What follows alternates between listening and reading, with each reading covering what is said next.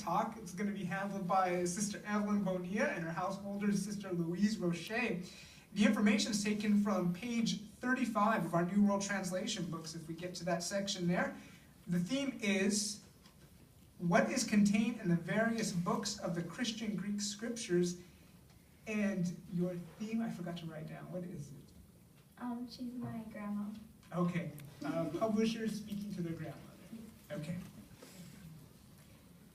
So, Grandma, before my mom comes home, I wanted to give you the Bible I promised you last week. Wow, you have it for me? Oh, this is beautiful.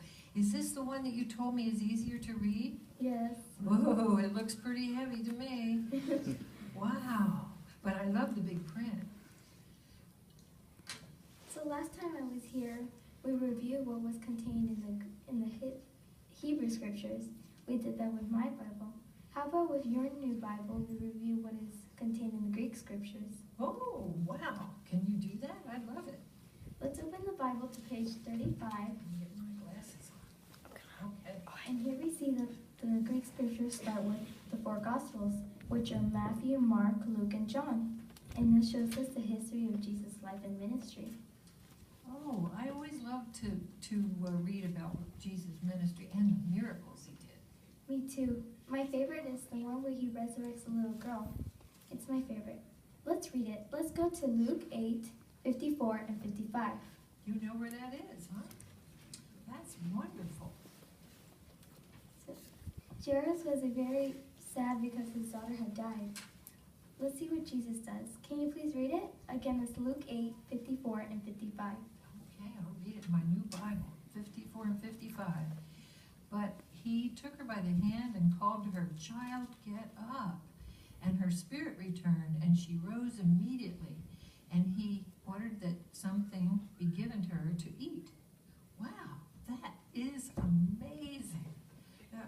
I just find those miracles amazing. Yes, it was, and there's many more found in the four Gospels. Now we continue with the book of Acts. That's a big Bible for you. And this shows us the history of the start of the Christian congregation and missionary activity. And Romans through 2 Thessalonians are letters written from Paul to various Christian congregations. And 1 and 2 Timothy, Titus, and Philemon are letters to individual Christians. And Hebrews through Jude are general letters to Christians. That's a lot of letters. Did Paul write all those letters? Yes, and Paul couldn't always be there, so his letters were a sign of love and concern for his fellow brothers. Also, they were very encouraging and were appreciated by those who received them. Wow, then we should read them too, I guess, huh? And this brings us to the last book of the Bible, Revelation. Can you please read what is contained in that book? Okay, the last one says Revelation, series of prophetic visions given to the Apostle John. When you read it, you'll find some exciting things that will occur in the future that will benefit all faithful, all God's servants, like the one in Revelation 21, 3 and 4. Can you read it? Wow, I can't believe you read Revelation. Oh, that's amazing. What verse? 3 and 4? Yes. Okay. With that I heard a loud voice from the throne say, "Look, the tent of God is with mankind, and he will reside with them, and they will be his people, and God himself will be with them, and he will wipe out every tear from their eyes." Wow, and death will be no more. Neither will mourning, nor outcry, nor pain be anymore. The former things have passed away. That is so exciting to know that God really has such great things in store for us, and you've learned some of these things. Do you think maybe we could do this some more? Do you know more things that are in the Bible? Yeah, sure. I really enjoy talking to you about the Bible. I am so impressed with you, my sweet girl. That is wonderful. I saw some cookies when I came in. Do you think maybe we could steal some of those cookies? I don't think my mom will mind. Grandma doesn't make cookies.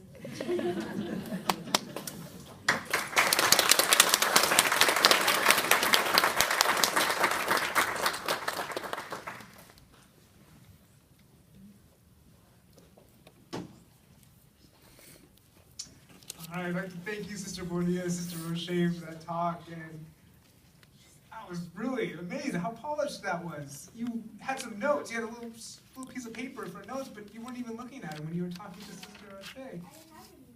Oh, you didn't have any notes? Maybe you should be doing the school then. That is impressive. You must have rehearsed that quite a lot then. Yeah, well, I can tell, because sometimes when you come up on the stage and you give a talk for the first time, you're so nervous, you're so scared that maybe you start to speak like really soft into the microphone and maybe no one can hear you. But you obviously had practiced enough that you were thinking about your volume, because that's what you were working on tonight, suitable volume. And fortunately, there were no distracting sounds. There was no fire truck driving by or babies screaming that they couldn't hear you. But your volume was solid. We could hear you every single time, and you weren't yelling or screaming because you're talking to Grandma right here. So it was perfect. But I just really want to commend you. You did an excellent job on that talk. It was so natural, like a natural conversation you would have with your grandma.